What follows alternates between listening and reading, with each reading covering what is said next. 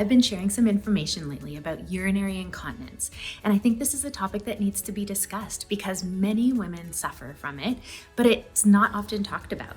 Many women suffer in silence, and I feel like there needs to be more solutions readily talked about so women know what's available to them.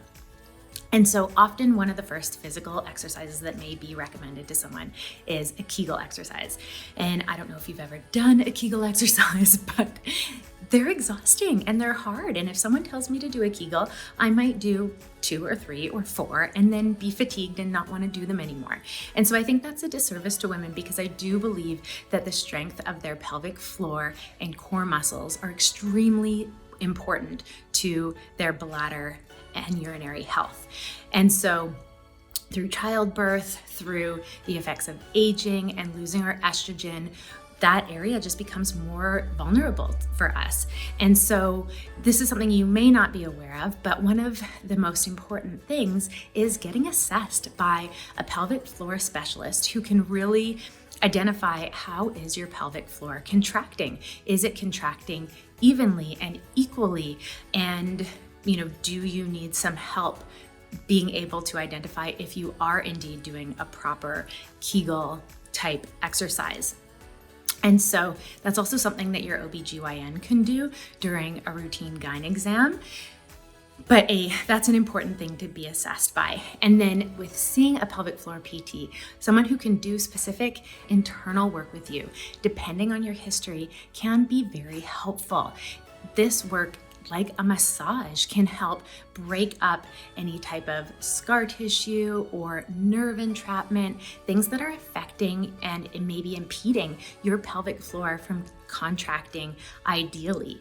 And so once you are able to work that out and make sure that your pelvic floor is contracting ideally, then you can really start to do a program that involves Kegel type exercises, but my recommendation would be one that makes it a little more enjoyable to do and one that doesn't only focus on the contraction phase, but also the relaxation phase, because the relaxation phase is actually as important, if not more, than that contraction stage, because sometimes maybe we're too tight or tight at inappropriate times.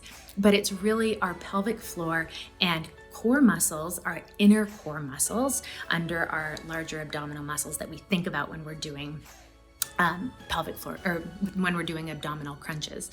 It's really those muscles that are so important for helping us roll over, get up from a seated position, bending over to pick something up. And so all these different activities, coughing, and supporting our everything. So many times when we do something that may then feel like our bladder is weakened, may elicit incontinence, depending on the type of incontinence that we have. If we can really be mindful and be engaging our pelvic floor and core muscles during that time, then we can support ourselves so that ideally that accident doesn't occur.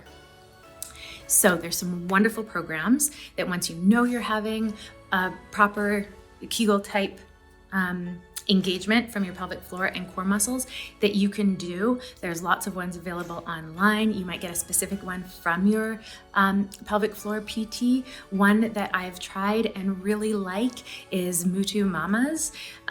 It's an online program and they just go through all the different steps, which I think is really wonderful. And then there's a lot of continuing support as well too. So I know there's probably many out there. That's one that I've had experience with postpartum that I really appreciated and found helpful. Just know that, these exercises are subtle, they are minor, but if you are struggling, it's actually pretty neat to see where your areas of weakness are, and with just some daily regular exercises, how quickly you will see improvements in those areas that you're struggling with. So I encourage you to give it a try, get some help.